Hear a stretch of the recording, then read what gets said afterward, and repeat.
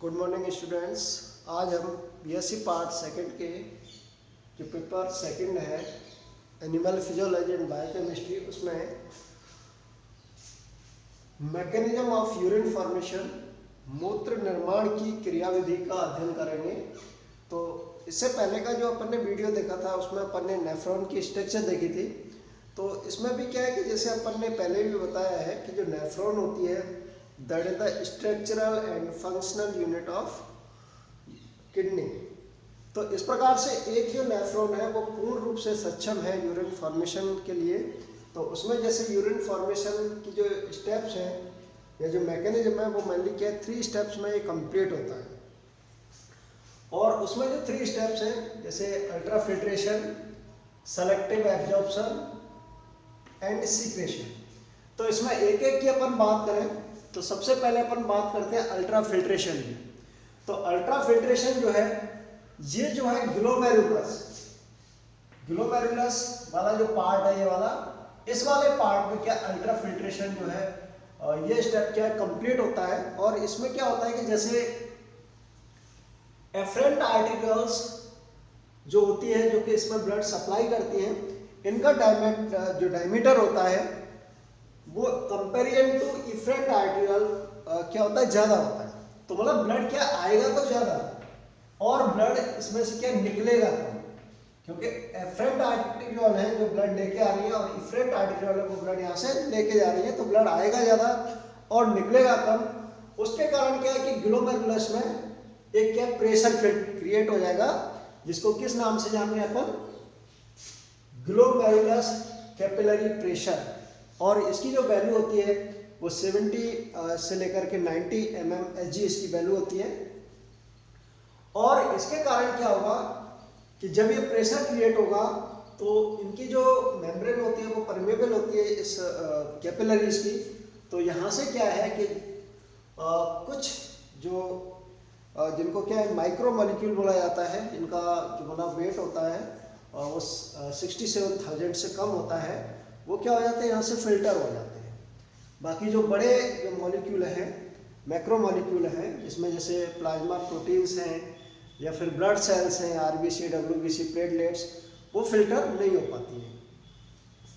तो इस प्रकार से यहाँ पर फिल्टर होने के बाद जो मतलब सब्सटेंस बनेगा उसको क्या है नेफ्रिक फिल्ट्रेट या ग्लोमेरुलर फिल्ट्रेट या रीनल फिल्ट्रेट कहा जाता है। और ये वोमेंस कैप्सूल में क्या हो जाते हैं, कलेक्ट हो जाते हैं, इकट्ठा हो जाते हैं। अब इसमें क्या है कि जैसे एक तो अपन ने ये देखा कि जो ग्लोमेरुलर कैपिलरी जो प्रेशर है वो कितना है 70 to 90 mmHg।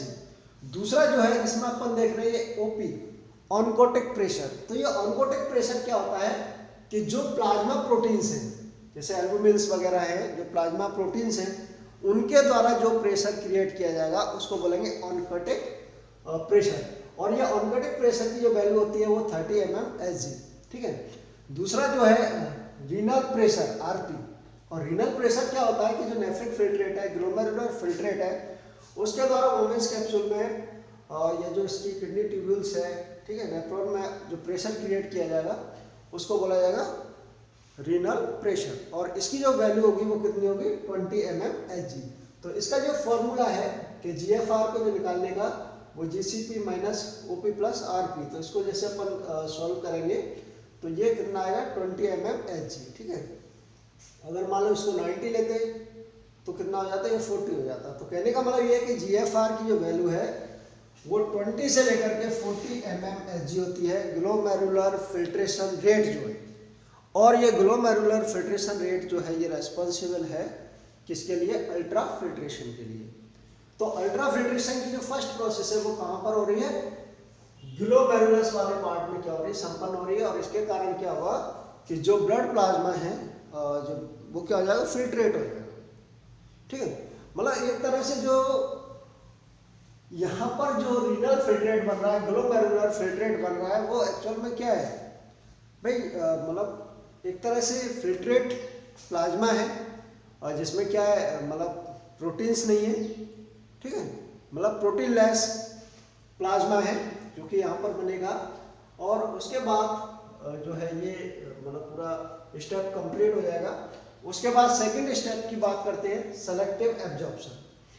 अब इसमें क्या होता है कि जैसे जो फर्स्ट स्टेप होता है तो उसमें जैसे अपन ने आपको बताया कि जैसे माइक्रोमोलिक्यूल्स है, तो अब उसमें क्या है कि ग्लूकोज है, अमीनो एसिड्स है, साल्ट्स हैं, विटामिन हैं, कीटो एसिड्स हैं, या फिर यूरिया है, यूरिक एसिड है, ये सारे क्या हो जाते हैं, मतलब नाइट्रोजिनस एक्सक्रीटरी प्रोडक्ट के साथ साथ जो बॉडी के लिए यूजफुल प्रोडक्ट हैं वो भी क्या हो जाते हैं, ग्लोमेरुलर फिल्ट्रेट में, मतलब अल्ट्रा फिल्ट्रेशन के द्वारा फिल्ट्रेट हो जाते हैं ब्लड से।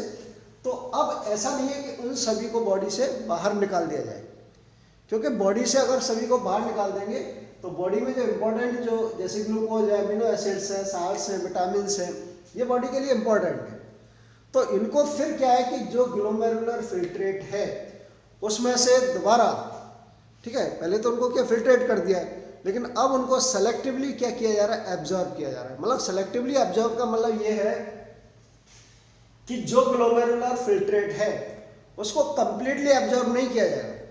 अब उसमें से जैसे यूरिया है, यूरिक एसिड है, या नाइट्रोजनस जो एक्सक्रीटरी प्रोडक्ट है उनको एब्जॉर्ब नहीं करना है।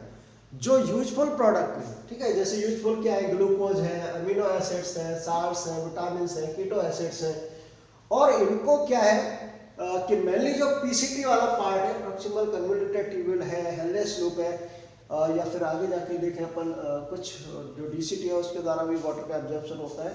तो मेनली जो एब्जॉर्प्शन होगा, सेलेक्टिव एब्जॉर्प्शन होगा, वो किस पार्ट से होगा, पीसीटी वाले पार्ट से होगा, प्रॉक्सिमल कन्वोल्यूटेड ट्यूब्यूल वाले पार्ट से होगा। और उसमें से मतलब ये आप लगा सकते हो कि जैसे जो टोटल ग्लोमेरुलर फिल्ट्रेट होता है 24 आवर्स का, मतलब एक दिन का, तो वो मान लो 24 आवर्स में जो टोटल ग्लोमेरुलर फिल्ट्रेट है वो बहुत ज़्यादा होता है। उसकी जो मात्रा है 150 से लेकर के 170 लीटर।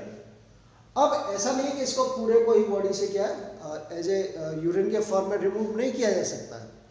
इसका लगभग 99% क्या कर लिया जाता है, एब्जॉर्ब कर लिया जाता है, और केवल 1% जो पार्ट है वो लगभग जो कितना होगा 1 से लेकर के 1.5 लीटर जो है वो मतलब यूरिन की फॉर्म में बॉडी से बाहर निकाला जाएगा 24 आवर्स में। तो कहने का मतलब ये है कि यहाँ पर सेलेक्टिव एब्जॉर्प्शन हो रहा है कि जो मतलब यूजफुल मतलब जो प्रोडक्ट्स हैं उनको दोबारा से ग्लोमेरुलर फिल्ट्रेट से क्या है सेलेक्टिवली एब्जॉर्ब कर लिया जा रहा है, और बाकी जो नाइट्रोजिनस एक्सक्रीटरी प्रोडक्ट हैं उनको क्या यूरिन की फॉर्म में बाहर निकाल दिया जाएगा। तो मतलब 99% ये एब्जॉर्ब कर लिए जाते हैं, और ओनली 1% जो है वही यूरिन की फॉर्म में जो है ग्लोमेरुलर फिल्ट्रेट उसको कन्वर्ट किया जाता है। ठीक है, अब इसके बाद जो इसका लास्ट स्टेप है सीक्रेशन वाला, तो सीक्रेशन वाले स्टेप में क्या होता है कि जैसे मान लो कुछ सब्सटेंस ऐसे होते हैं जो कि एक्सक्रीटरी प्रोडक्ट है, ठीक है, लेकिन वो ग्लोमेरुलर या फिर ग्लोमेरुलर से क्या है फिल्ट्रेट नहीं हो पाते, मतलब उनका अल्ट्रा फिल्ट्रेशन नहीं हो पाता है, ग्लोमेरुलर से फिल्ट्रेट नहीं हो पाते हैं वो, ठीक है, और वो क्या है एक्सक्रीटरी प्रोडक्ट है, उनको बॉडी से बाहर निकालना आवश्यक है। तो इसके लिए क्या किया जाएगा कि उनको डायरेक्टली इस जो ट्यूब्यूल है, ये जो नलका है, और मेनली कौन सा पार्ट, डीसीटी वाले पार्ट्स, इनको डायरेक्टली क्या है ब्लड के द्वारा इस जो मतलब ग्लोमेरुलर फिल्ट्रेट आ रहा है उसमें डायरेक्टली क्या कर दिया जाता है, सीक्रेट कर दिया जाता है। अब ऐसे कौन से सब्सटेंस हैं जिनको इस प्रकार से सीक्रेशन की प्रोसेस के द्वारा और डायरेक्टली ट्यूब्यूल के अंदर या नेफ्रॉन के अंदर छोड़ा जाता है, तो उसमें जैसे क्रिएटिन है, पैरा अमीनो यूरिक एसिड है, डाइड्रेस्ट है, पेनिसिलिन है, ये ऐसे मतलब कुछ पदार्थ हैं जो कि इस ग्लोमेरुलस के द्वारा तो क्या है ये फिल्ट्रेट नहीं हो पाते हैं, लेकिन डायरेक्टली ब्लड के द्वारा इसको नेफ्रॉन के जो अदर पार्ट्स हैं वहाँ पर डायरेक्टली जो मतलब ग्लोमेरुलर फिल्ट्रेट है, जो रिनल फिल्ट्रेट है, उसमें छोड़ दिया जाता है, और उसको फिर लास्ट में जाकर के यूरिन के थ्रू क्या हो जाता है, उसको मतलब बाहर निकाल दिया जाता है। तो इस प्रकार से जो यूरिन फॉर्मेशन की जो स्टेप्स हैं, जो मैकेनिज्म है, उसमें 3 स्टेप्स हैं, एक अल्ट्रा फिल्ट्रेशन है, दूसरी जो है सेलेक्टिव एब्जॉर्प्शन है, और तीसरी जो है सीक्रेशन है। ये आपको समझ में आ जानी चाहिए कि अल्ट्रा फिल्ट्रेशन की जो प्रोसेस है वो कहाँ पर कंप्लीट हो रही है, ग्लोमेरुलस में, ठीक है, जिसमें क्या है कि जो मतलब ब्लड प्लाज्मा है उसको क्या फिल्ट्रेट कर दिया जाता है, और इसमें जो है और जो फिल्ट्रेट बनेगा उस फिल्ट्रेट में not only nitrogenous waste product but also useful product. तो जो यूजफुल प्रोडक्ट होते हैं उनको सेलेक्टिव एब्जॉर्प्शन, जो कि दूसरा स्टेप है, उस स्टेप के द्वारा, ठीक है, सेलेक्टिव एब्जॉर्प्शन के द्वारा, मेलिग्निसिटी के द्वारा और इस हेले लूप्स वगैरह के द्वारा उनको क्या दोबारा से मतलब रीअब्जॉर्ब क्या कर लिया जाएगा, सेलेक्टिवली एब्जॉर्ब कर लिया जाएगा, ठीक है। तीसरा जो स्टेप है सिक्रेशन, उसमें क्या है कि सीधी सी बात है कि बहुत से ऐसे सब्सटेंस हैं जो कि एक्सक्रीटरी प्रोडक्ट है, ठीक है, इनको बाहर निकालना ब्लड से आवश्यक है, लेकिन वो क्या है कि इस ग्लोमेरुलस से फिल्ट्रेट नहीं हो पाते, तो वो सीधे ही ब्लड के द्वारा इस नेफ्रॉन की जो ट्यूब्यूल है उसमें दूसरे जगह से क्या डायरेक्टली उनको इस ग्लोमेरुलर फिल्ट्रेट में क्या सीक्रेट कर दिया जाता है, और फिर उसको वास्तव में यूरिन की फॉर्म में मतलब बॉडी से बाहर निकाल दिया जाता है। तो इस प्रकार से जो है ये पूरा आपको तीनों जो स्टेप है वो समझ में आ जाने चाहिए कि किस प्रकार से यूरिन फॉर्मेशन होता है। तो ये काफ़ी इम्पॉर्टेंट है एग्जाम के पॉइंट ऑफ व्यू से, तो इसको आप ढंग से देख लेना और बाकी कंटिन्यू वीडियो देखते रहिए। थैंक्स।